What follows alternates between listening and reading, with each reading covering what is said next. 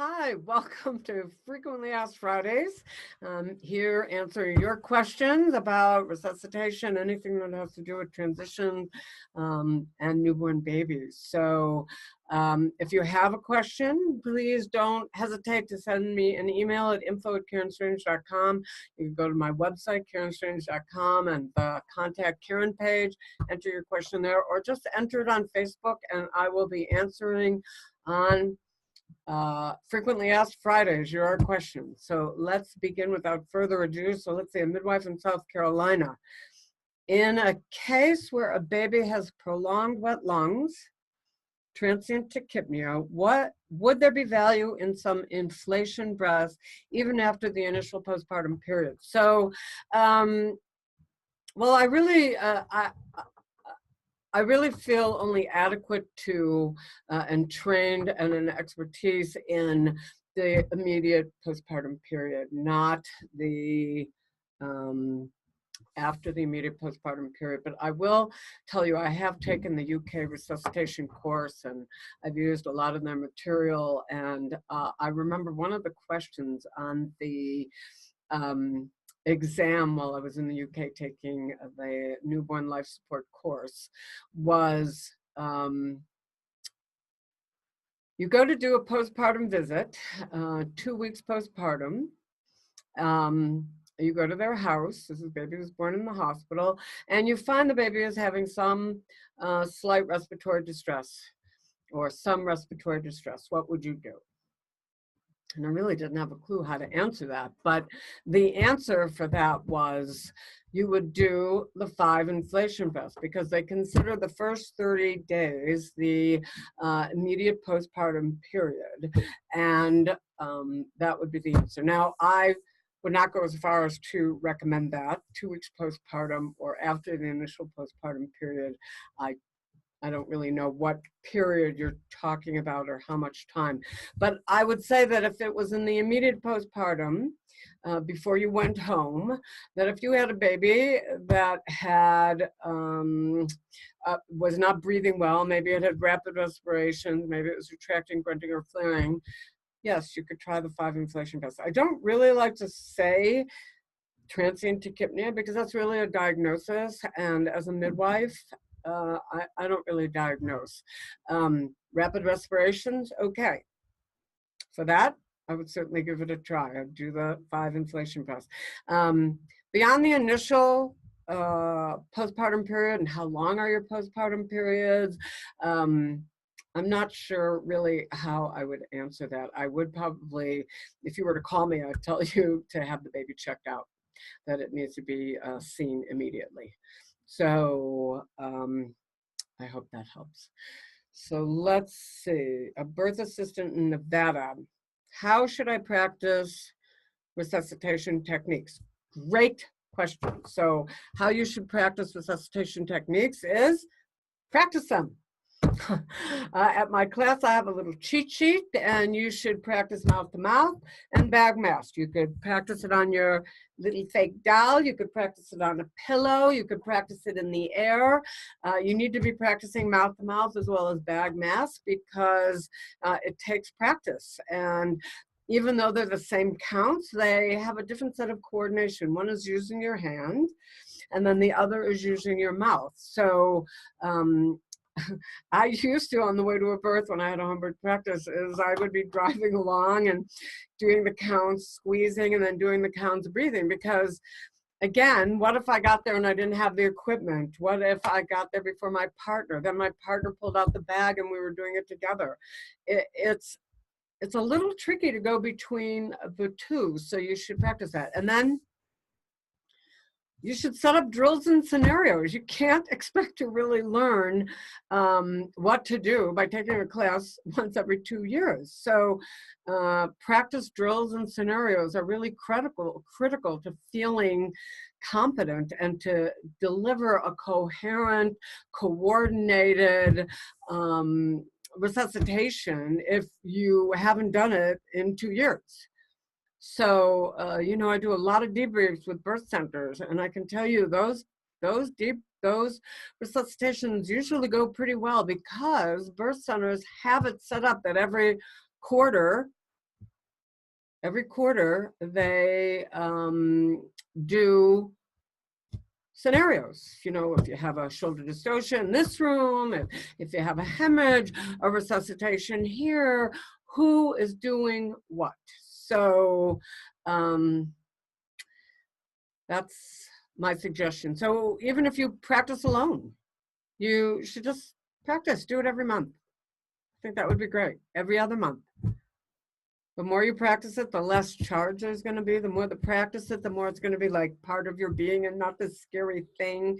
I mean, I can't recommend enough practicing. Let's see, a midwife in Montana. Why do you recommend debriefing after resuscitation? Well, actually, I recommend debriefing after, well, first of all, I think you should debrief after all births first. As a student, as a young midwife, you should be debriefing all births, then debriefing all complications, all sort of glitches, things that were just kind of off, places where you didn't listen to your intuition, and then to talk to somebody that has some expertise in that field. So I said in a webinar I recently did, I mean, if people want to talk about a shoulder dystocia, I could certainly talk about shoulder dystocia, but it's not my field of expertise. I would probably send them to Anne Fry or probably more like Gail Tully. We would talk about it, and then we would talk about the resuscitation, because there's a lot to be learned, even if you did everything correctly. There's a lot to be learned in terms of where did you miss your intuitive knowing? Where did you kind of let things slide because you really wanted her to have a home birth? Or how did you miss those heart tones? What was the difficult part? Talking about that, how you did it. It's so helpful to talk with somebody that knows the landscape, and it's helpful to just kind of go through it, to be told what you did well, to be told or to dialogue about what could possibly be done in the future. Everything about a debrief is going to help you grow as a practitioner. Even the good births, to debrief the good births, because wouldn't you like to know you did everything right?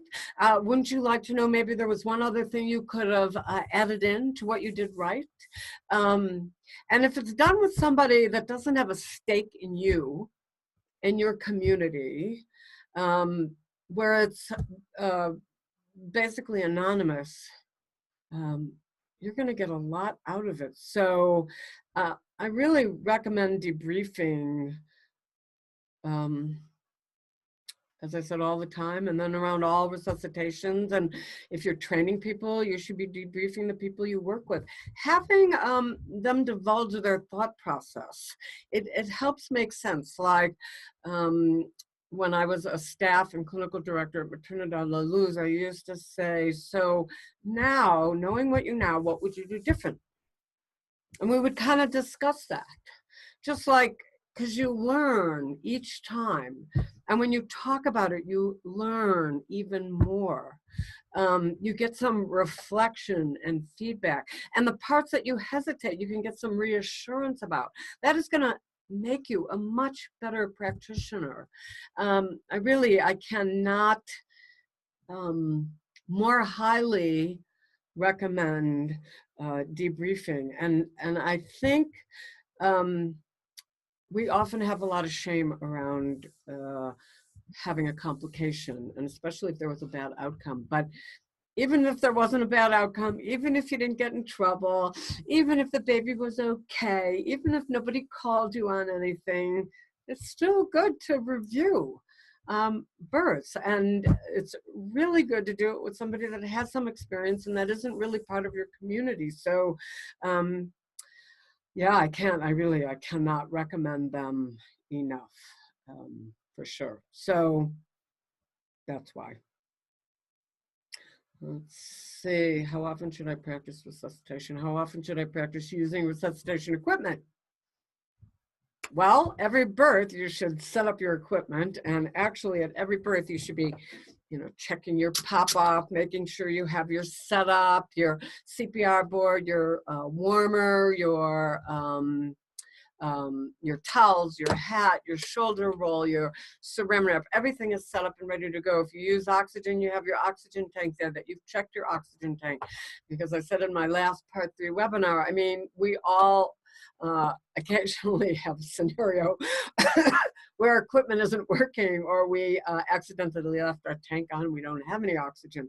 It's one thing to go to set up and check your equipment and realize my bag isn't working, or I don't have any oxygen. So in an emergency, you don't even go there. You already go to step 2, plan B. As opposed to going to use the equipment or going to use your oxygen and it's not working, it's going to ramp up your adrenaline. So you should check your equipment. That would be a good time. You always should, of course, check your pop-off, but that would be a really good time to run through mouth-to-mouth and bag mask. And if you have an apprentice, if you have an assistant, if you have a student, if you have, if you're alone to practice it with whoever is there with you, that would be a great time while she's in labor. That's a great time to put it in that front folder in your computer, because there's a very good chance you might not remember those numbers, because it's, remember, it's to focus on good quality ventilations with good quality compression. So just to be practicing it and at the correct pace, because if you have to do a resuscitation, you'll probably have a lot of adrenaline on board. So you want to practice doing it a little bit slower. Okay, let's see, was that it? I think I have, what are they, let's say. Okay, I think that's all we're going to do right now. Oh, I have one on what is the microbiome. So, from a midwife in Idaho. So I'm putting together a new presentation on the microbiome. I'll be doing one here, but the microbiome is the set of bacteria and microbes that are on your body, and they are critical to our overall health. And if you haven't had a chance to watch the latest little microbiome microbirth video, I highly recommend you watch it. They have broken it down to a much simpler way of occurring, and I'll see if I can reproduce it here. So basically it's a seed and feed, and to be seeded with the microbes that train our immune system for lifelong health. It could prevent things like diabetes and heart disease and all the non-communicable diseases. And so the baby is exposed to the mother's microbes in utero. And then when she goes into labor by having a vaginal birth, the baby's sitting in the pelvis, where fluids are going into the baby's mouth and ears and nose, and that is seeding the baby. And especially when the bag breaks, there's this seeding. And then as the baby comes out, especially if it's an anterior baby, it's facing down. It's going to get some of the fecal material on the baby's skin and the baby's mouth. And then the baby goes skin to skin. It gets seeded skin to skin with the mother's microbes, and it has all these microbes all over its body and its nose and its mouth and its ears. And then when it crawls up and goes to the breast, and which in itself is part of the sequence of birth that shouldn't be interrupted, and if you really understood what was happening in the sequence of birth, which I will answer, you would allow babies to do what all baby mammals know how to do, which is to crawl to the breast. But anyway, when babies begin to nurse and suck, there are these human milk oligosaccharides in breast milk that are undigestible for the baby, but they actually begin to feed the microbes in the baby. And that begins to, this seeding and feeding of the microbes on the baby's body from the mother, that begins to train the baby's immune system. And all I can say is Tony Harmon does this amazing job of explaining the seed and feed process. So, and these microbes are kind of like your fingerprint. Only you have your microbiome fingerprint that is unlike anyone else's. And it's pretty hard to replace that if you miss it. So if you miss a vaginal birth with skin to skin and breastfeeding. So there is a way to do some micro birth, or what is it called? The gauze seating at C-section, but of course it's, excuse me, not going to be quite the same. But anyway, that's a little taste of the microbiome. We all have our own little microbiome. We're actually more bacteria than we are human. I find it incredibly fascinating and love to talk about that. So, okay, I think that's it for today. Thank you for joining me at Frequently Asked Fridays, and please send me your questions to Karen, info@karenstrange.com, or just enter it in my Facebook. So I'll see you next Friday. Bye now.